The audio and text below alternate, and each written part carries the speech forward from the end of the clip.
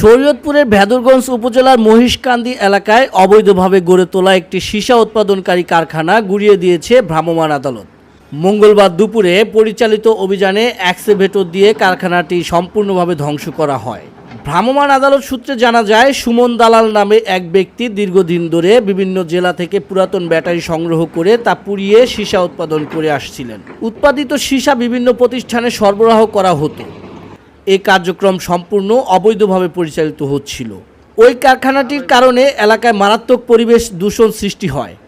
স্থানীয়দের অভিযোগ, বিষাক্ত ধোঁয়া ও বর্জ্যের কারণে গবাদি পশুর মৃত্যু এবং জনস্বাস্থ্যের ঝুঁকি তৈরি হয়েছিল।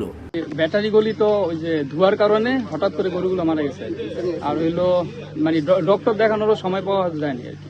আমাদের 2টা গরু মারা গেছে। আমরা গরু নিয়ে উপজেলা গেছিলাম, উপজেলা নিয়ে আমরা গরু দেখাই আসছি, কিন্তু ওরা কে গরিব মানুষের সাথে এখানে সবাই কিন্তু গরু মরছে। মানুষের হুমকি দিয়া ভয় দেয়া মানুষের জবান খুলতে দেয় না।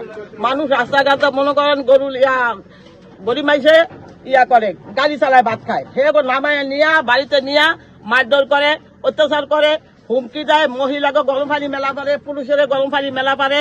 ওই মনে করেন আমার ছেলে মেলা করলো, কিন্তু আমার ছেলে লোক পারবে না। তারপরে ওরা মানে এখন গরু মারছে। এই পর্যন্ত আমাদের এই এলাকায় 17 থেকে 18টা গরু মারা গেছে। আমরা রাইতে ঘুমাইতে পারি না শ্বাসকষ্টে। তারপর আমাদের এলাকার অনেক বড় ভাই, ছোট ভাই, এরা ঘুমাইতে পারে না। তারপর আবার গরু মারা গেছে 2-3টা। আমরা মুরগি অসুস্থ, হাঁস অসুস্থ, তারপর ঘাসে ফসল করতে পারে, নষ্ট হয়ে যায়। এর আগে অভিযোগের ভিত্তিতে কারখানাটিতে অভিযান চালিয়ে জরিমানা করা হলেও প্রশাসনের নির্দেশনা উপেক্ষা করে পুনরায় গোপনে কার্যক্রম চালু করা হয়। পরে পুনরায় অভিযান চালিয়ে এমন কঠোর ব্যবস্থা নেয় প্রশাসন। অভিযান পরিচালনা করেন ভেদরগঞ্জ উপজেলার সহকারী কমিশনার ভূমি ও ভ্রাম্যমাণ আদালতের বিচারক KM রাফসান রাব্বি এবং সহযোগিতায় ছিলেন জেলা পরিবেশ অধিদপ্তরের সহকারী পরিচালক রাসেল নোমান। জনস্বাস্থ্যের জন্য ব্যাপক হুমকি এই ব্যাটারি রিসাইক্লিং কারখানা। এটি যেভাবে চলছে এটি কৃষি, প্রাণী সম্পদ এবং পরিবেশের জন্য মারাত্মক ক্ষতিকর।